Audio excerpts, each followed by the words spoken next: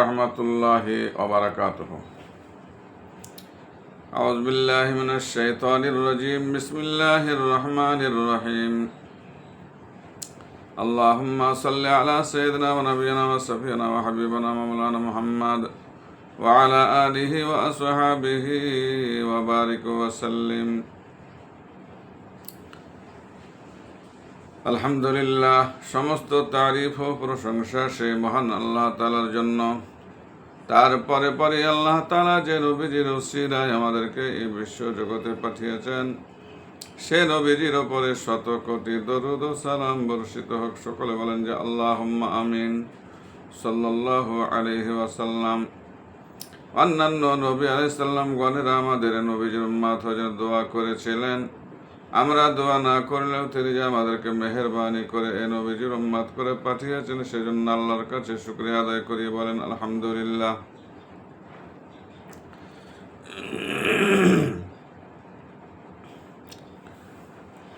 আজকে 12 রবিউল আউয়াল শরীফ, পবিত্র জুম্মার দিন।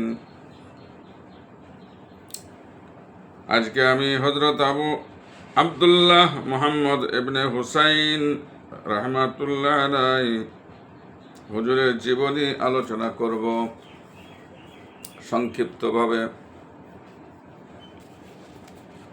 তুর শহরের সর্বশ্রেষ্ঠ সাধক হলেন হযরত আবু আব্দুল্লাহ মুহাম্মদ ইবনে হুসাইন রাহমাতুল্লাহ আলাইহি।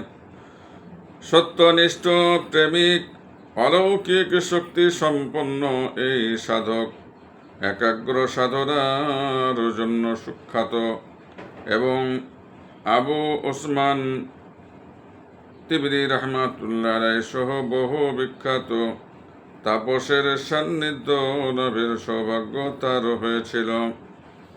তার বাণী অন্তর জীবনকে উদ্ভাসিত করে দেয়। তিনি বলেন, মুরিদগঞ্জে দুঃখ কষ্টের জীবনযাপন করেন, তা আনন্দদায়ক না হলেও নিরানন্দ কিংবা দুঃখ বা অশান্তির বিষয় নয়।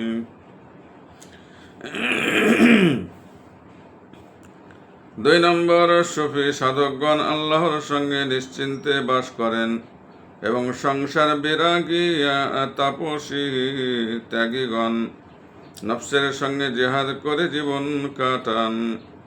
3 নম্বর, আল্লাহ তার দাসগণের বর্তমান আমল অনুযায়ী মারেফাতের একটি অংশ দান করেন।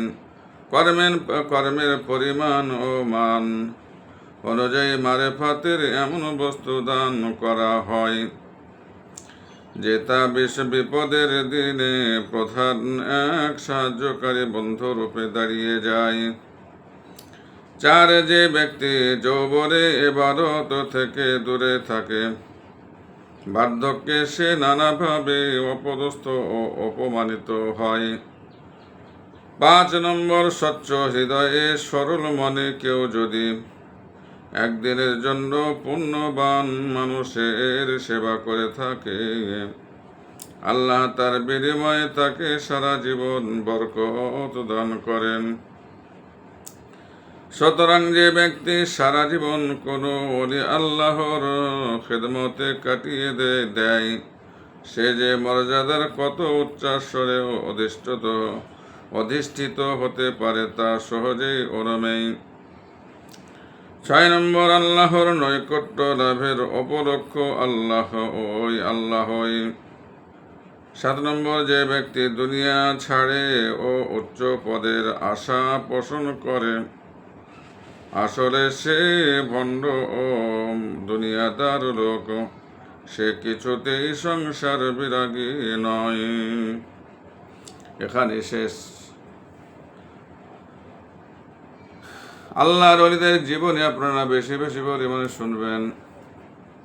আমি তাজকিরাতুল আউলিয়া থেকে সুন্দর সুন্দর আল্লাহর ওলি যতগুলো আছে, তাজকিরাতুল আউলিয়াতে যত আল্লাহর ওলিদের জীবনী আছে, প্রতিটা জীবনী শুনলে খুবই ভালো লাগবে, শুনতে খুব আনন্দ লাগবে এবং মনে শান্তি আসবে, দুনিয়া আখিরাতে নাজাত মুক্তি পাবেন ইনশাআল্লাহ।